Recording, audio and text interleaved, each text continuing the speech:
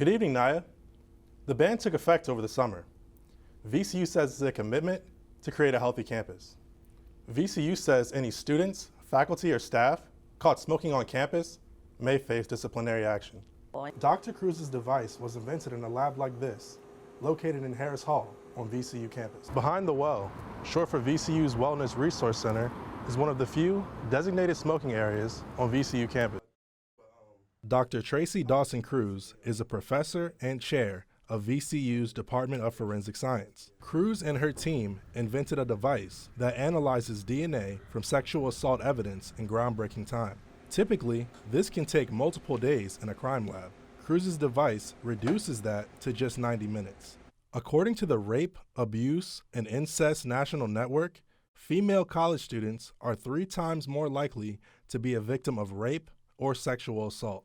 Cruz says today's alarming rate of sexual assault pushed her to make a change. And I worked in a crime lab for several years and understood that this problem is pervasive in our society. VCU forensic nurse Shelley Brown has been administering physical evidence recovery kits for 12 years. She says the invention could make a huge impact. Normally they use a tube per specimen, but the chip that she's using can allow you to test 6 to 8 specimens at a time.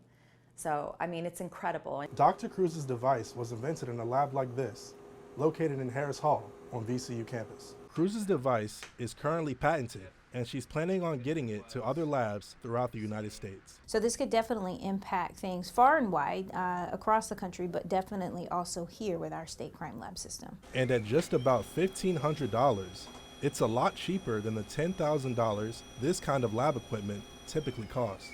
For VCU Insight, I'm Jaron Nutter. According to Livability, Richmond is ranked 46th for the best places to live in the country. Livability is a website that explores what makes small to medium-sized cities great places to live. I spoke with 2 residents about why they love our VA. I mean, my family lives here, so that's great. The city's become a lot cooler since I was a kid, so there's a really cool food scene happening. I work in the food business, so that's exciting. Local attractions like the Capitol Building, James River, Virginia Museum of Fine Arts, and the Lewis Ginter Botanical Garden are some of the highlights of the city. I think Richmond is a unique city. Being a river city, obviously it has the scenery. Me personally, I'm a firefighter in the city, so I get to see, you know, the good and the bad. But this city definitely has a lot to offer. One of the biggest attractions in Richmond is the local beer.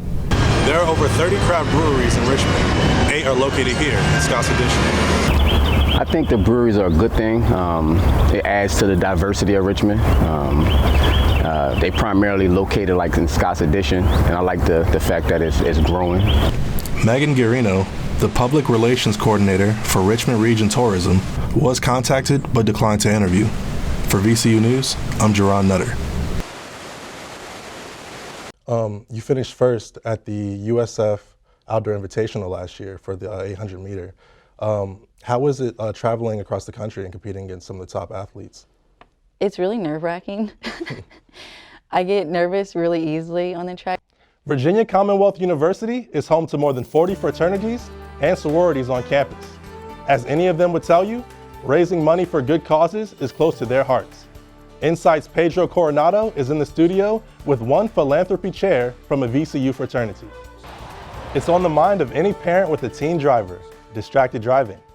In Chesterfield County, an annual public school program is giving their students and parents life-saving tips.